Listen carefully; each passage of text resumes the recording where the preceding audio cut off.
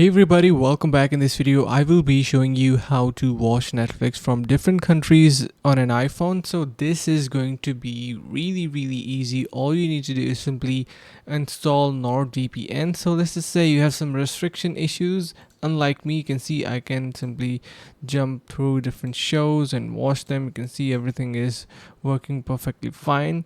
And if for some reason if you have any restriction, regional issue, or any show is not visible to you, what you need to do is simply head over to NordVPN site, and there you can install the VPN for yourself. Let's just say you are on an iPhone, you need to head over to download VPN, and you can get it for iOS device.